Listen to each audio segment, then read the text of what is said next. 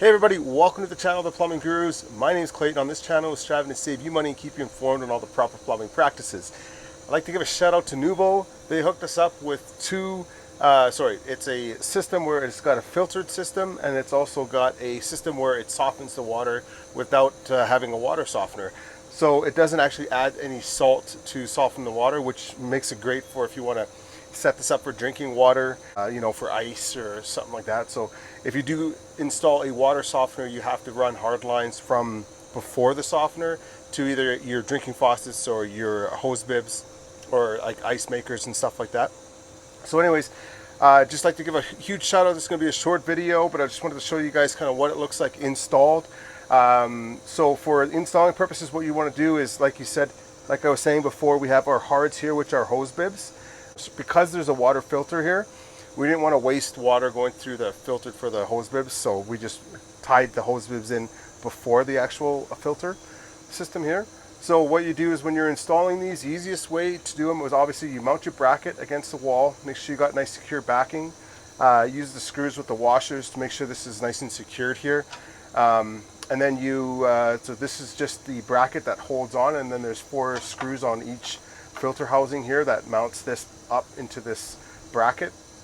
And for the plumbing side of things, these are 1-inch threaded, so we used 1-inch MIP by 3/4 inch PEX brass fittings on either side, on both sides.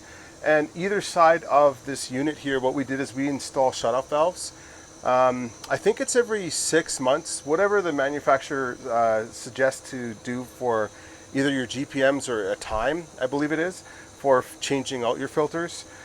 So to change out the filters, it can be a real pain if you don't have shutoffs. So what you want to do is you want to make sure you have a shutoff on the supply side or the inside, and then the outside of your 2 housings here. And then there's a shutoff on this side here. You can't see it because it's backwards, and shutoff right here.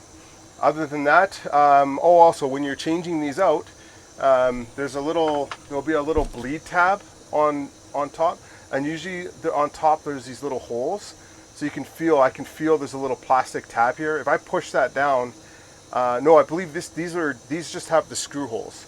So what you do is you'd shut these off here, you'd unscrew it, you get a little bit of water that come out, just bleeds the pressure, and then from there you can use your wrench, stick it up there. And I know a buddy of mine had an issue with it not being able to come off. So if you're reefing on it and it's not wanting to come off, just have decent pressure on here, grab like a little hammer and just give this a couple little taps, and that will for sure loosen the filter housing off. Just make sure that's tight. Other than that, it does come with O-ring gasket, O-ring lubrication for the O-ring, so make sure you put that on. That's going to do 2 things. For one, it's going to help to keep that O-ring lubricated so it doesn't dry and then cause a leak. And then for the second one, it's going to make it a lot easier to take this off if you have that installed, because it's obviously lubricated.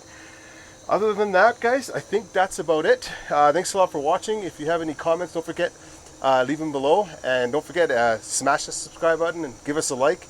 And we'll see you guys on the next one.